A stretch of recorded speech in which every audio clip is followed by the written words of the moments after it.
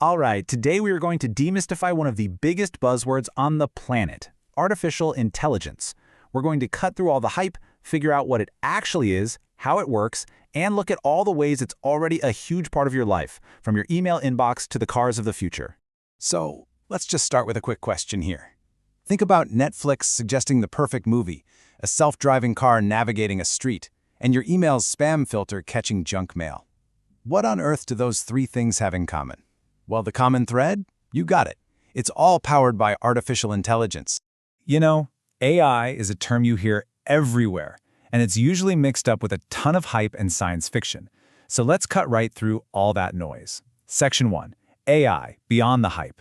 We're going to start with the absolute basics. Okay, so if you look up the textbook definition, you'll get something like this. Artificial intelligence is the simulation of human intelligence processes by machines. We're talking about the core stuff that makes us, well, human, like learning, reasoning, and problem solving. But let's make that way simpler. All it really means is getting machines to do things that, until pretty recently, you needed a human brain for.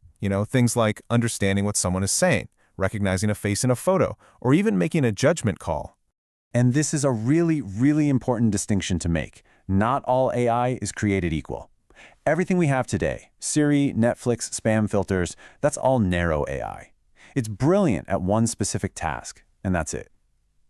That sci-fi stuff, the AI that can do everything a human can, that's called general AI. And for now, it's pretty much just in the movies.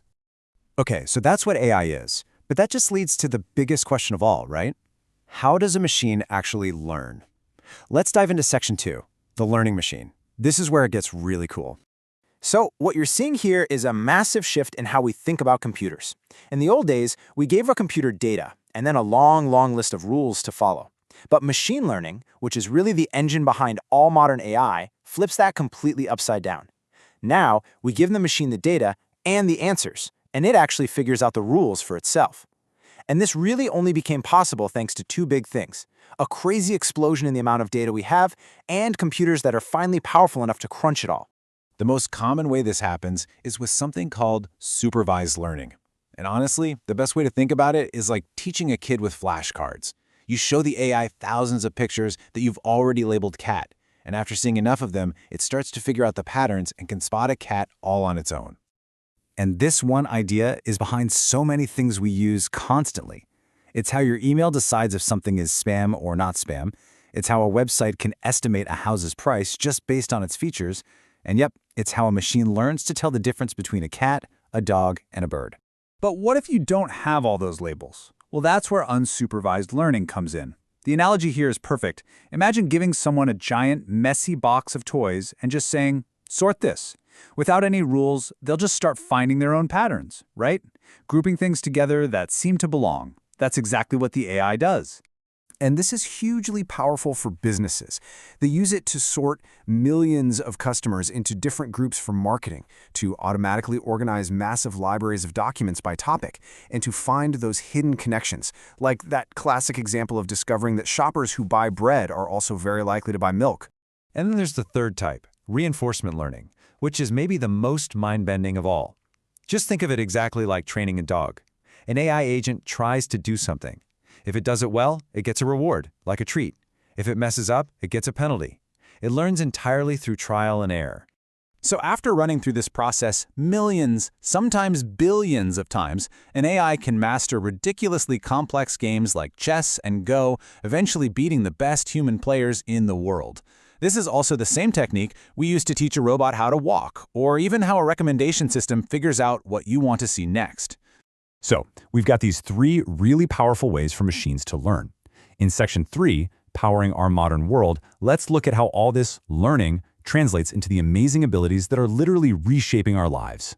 When you really boil it all down, these learning techniques give AI two incredible superpowers that are changing everything: the power to understand human language and the power to actually see and interpret the world around us.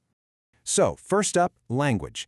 In the AI world, they call this natural language processing, or just NLP.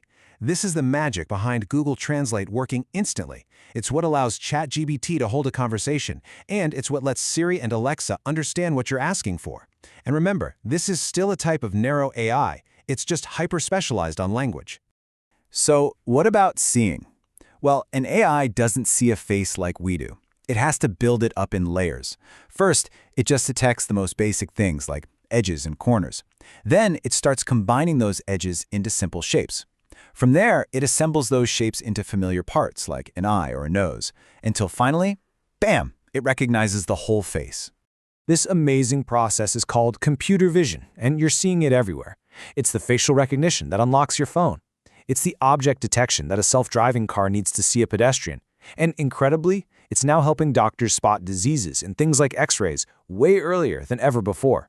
It's another example of very specialized, narrow AI, but its impact is just transformational.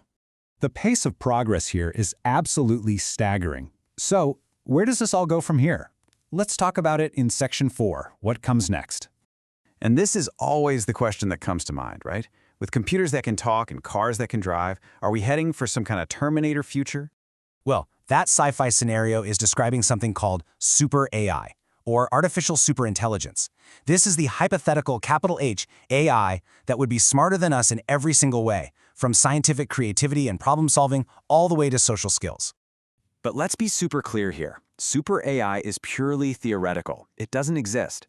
The real point isn't to worry about Hollywood robots. It's to realize that even the idea of it forces us to ask some really important ethical questions today about the powerful AI we're already building. Questions about control, responsibility, and what kind of future we're creating. And that, right there, is the real takeaway. AI isn't some unstoppable force that's going to decide our fate. It's a tool, a profoundly powerful tool, maybe like fire or electricity was to our ancestors.